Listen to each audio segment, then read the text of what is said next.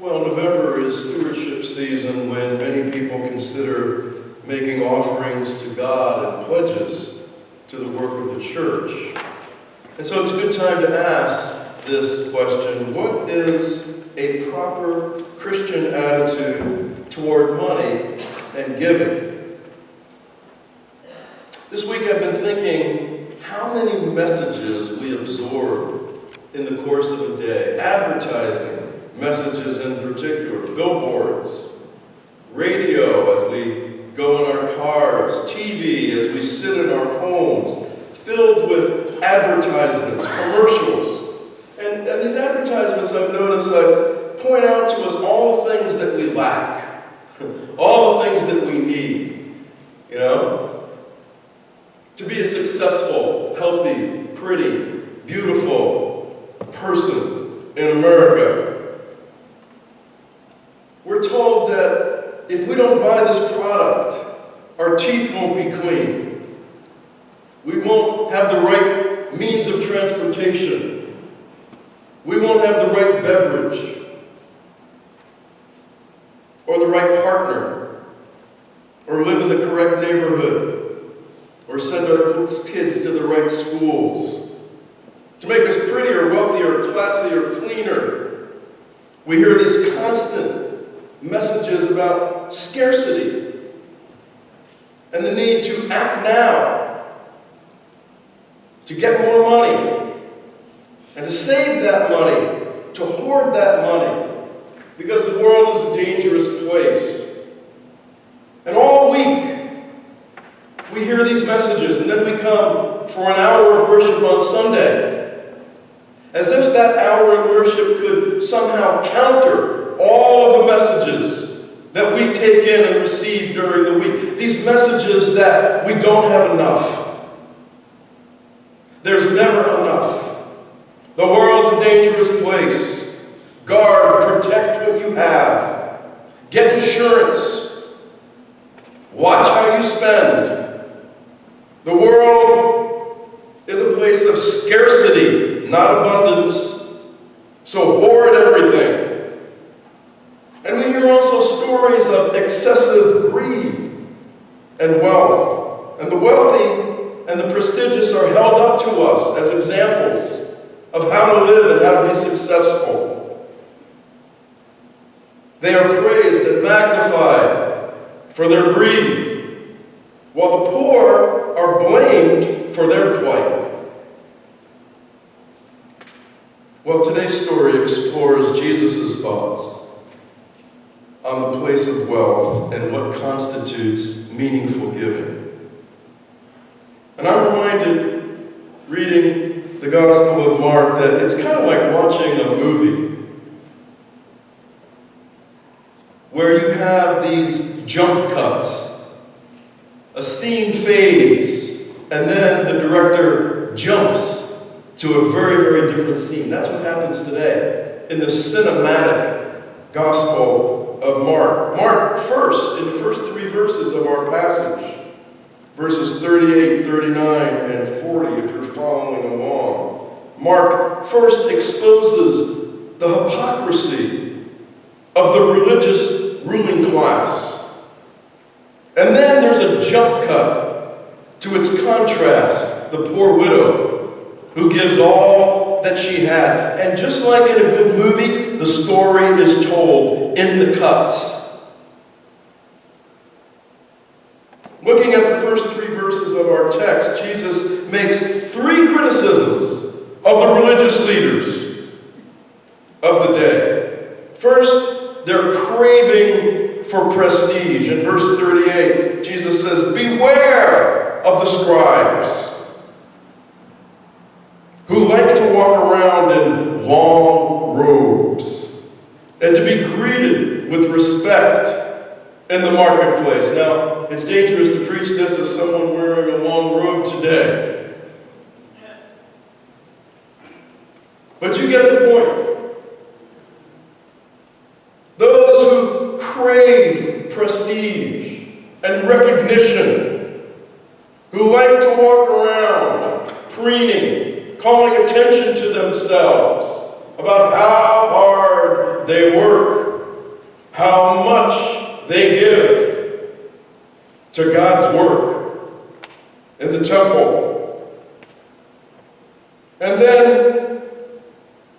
The second criticism Jesus makes of the scribes, their competition for power in the religious arena. Verse 39, they like to have the best seats in the churches and places of honor at banquets. One of the things I've noticed through the years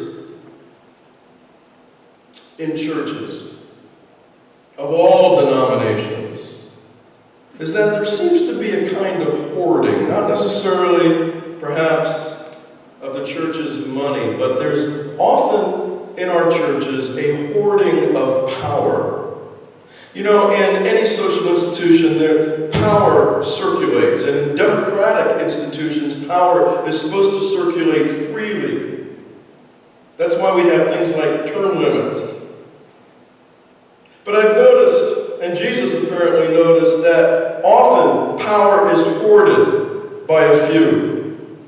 Instead of letting that power circulate to another, particularly those who may be entering from the outside, first coming to a church for the first time, wanting to be involved, new ideas. Often, those who have been in the church for many years will jealously guard their power and hoard it, rather than allow it to freely circulate. And when this happens, the message is very clear to newcomers. You are welcome in this place, but do not aspire to a place of power, because we've got that covered. Thank you. And the scribes were notorious for hoarding power. And the power they had was the power to welcome or the power to exclude. And they used that power to hold on to the best seats for themselves. The places of honor at the banquets. And then the third criticism that Jesus made, and listening to this list, you wonder, don't you, what the scribes will do to get back at Jesus. We know where that story is going, don't we? Jesus gave his third, perhaps the most scathing criticism of all in verse 40, which is merciless materialism. Verse 40, they devour widows' houses, and for the sake of appearances make long prayers. They use their prayers to cover their sins, which are, did you see that word? Devouring widows' houses. That's a strong word. Why does the writer use this word, devour? It's almost like a pack of wolves that attack weak prey and devour their prey. Except it's not a wolf. These are religious leaders devouring the houses of the faithful. Many stories could be told about how religious leaders devour the houses of widows.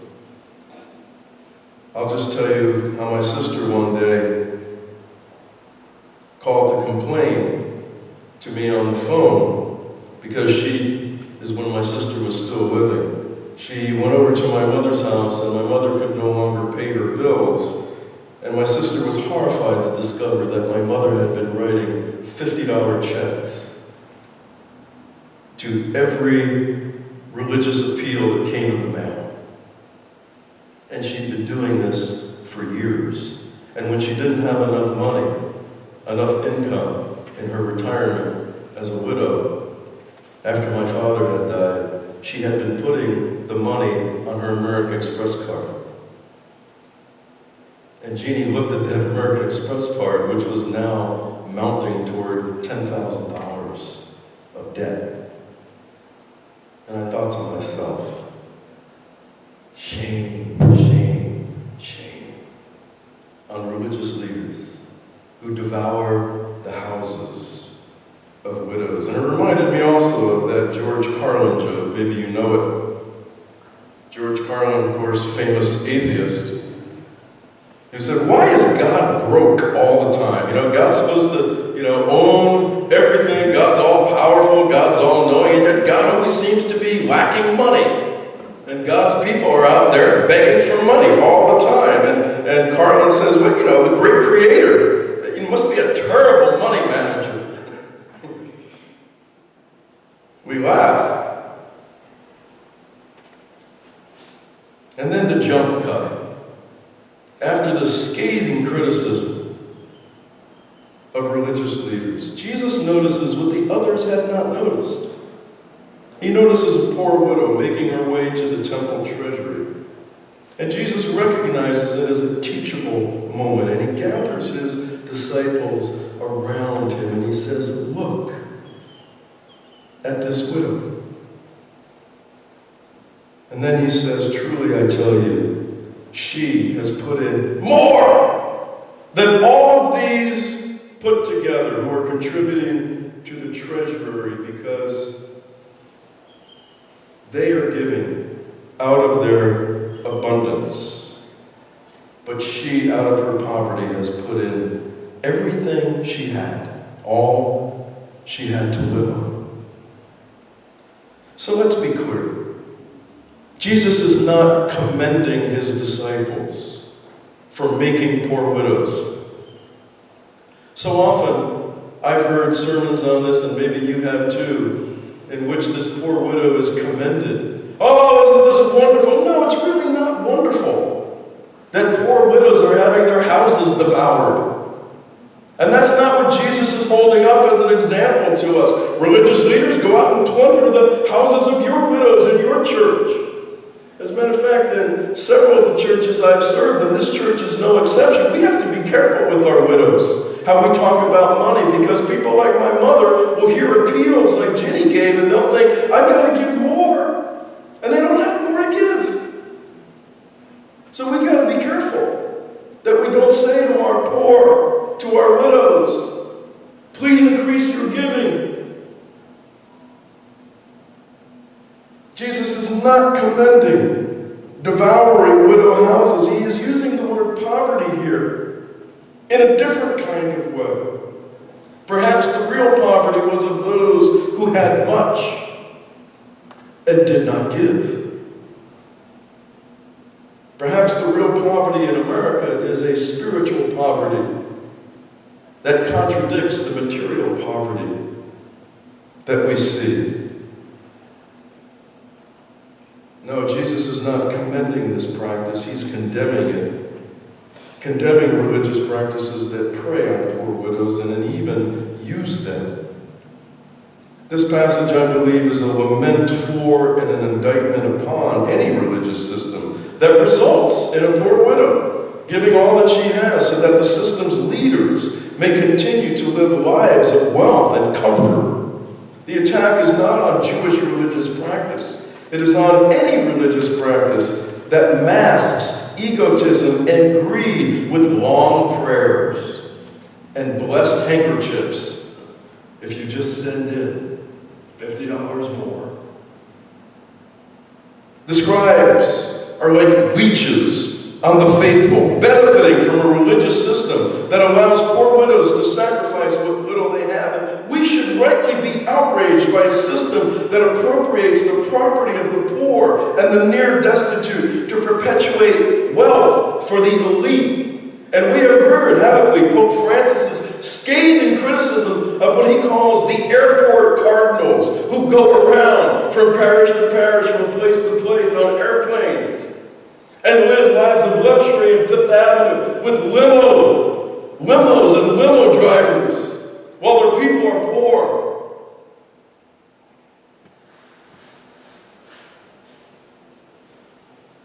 There was a story in today's Times about shell companies in Brooklyn defrauding people into signing over their leases, the deeds to their houses, in order to help them pay their bills. It's still going on in Bed-Stuy, in other places. And so looking at this text, we're faced with a dilemma.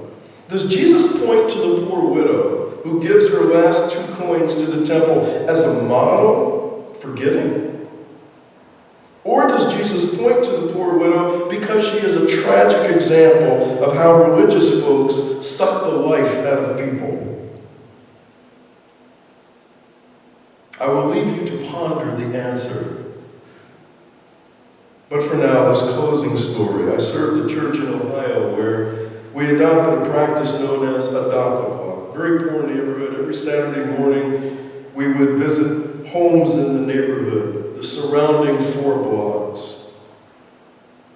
And we got to know the people well, including an elderly couple. Let us call them Fred and Hilda. And Fred one day showed me his Social Security check. They were living on $850 a month. Retired, living on Section 8 housing. And Hilda had many medical issues, and Fred was caring for her, getting her meds. And he was a veteran of World War II. And every now and then he would complain on these Saturday visits about the cost of medicine, how it just kept going higher and higher. And he was on a fixed income. He only had that one check and a disability check of Hilda's. And then he would smile and he would say, but you know, Carrie, at the end of every month, we always seem to find a way to get by. And one day, they showed up at church because we kept visiting them every Saturday with the same message. We believe in our church that God is our parent. If God is our parent, that makes you and me sisters and brothers. And you keep doing that Saturday after Saturday. And eventually people come to believe it, that you really are family. And they showed up in church, and they kept coming. They became regulars, and they would sit right up here, near the front of the church. Well, one day, out of the corner of my eye during the offertory, I happened to see Fred. And I tried to look away, but I couldn't because he was sitting there with 2 $1 bills in his hands. And you could see him struggling, listening no doubt to the voices in his head. And finally, when the plate came round to him, he put in both of those dollar bills. And I turned my face away. I couldn't look any longer, and I started to cry. How are Fred and Hilda models for living? They too gave out of their poverty. Shall we establish a religious law stating that the poor are not allowed to give in church? Take your money back, Fred. Is that what we should do? Or should we use their example to say to ourselves, what is wrong with us that we believe that there is not enough money to go around? That we have to constantly worry about money and constantly complain when the answer to our money problems might be right smack dab in front of our faces? If we only had the faith to look around and see. One mainline Protestant denomination has a governing document that proclaims the church is called to be a sign in and for the world of the new reality which God has made available to people in Jesus Christ. And how will we be a sign of this new reality? The statement goes on to say, by healing and reconciling and binding up wounds and ministering to the needs of the poor, the sick, the lonely, and the powerless, engaging in the struggle to free people from sin and fear and oppression and hunger and injustice, giving itself and its substance to the service of those who suffer, sharing with Christ in the establishing of God's just, peaceable, and loving rule in the world. And then this phrase at the end, the church is called to undertake this mission even at the risk of losing its life.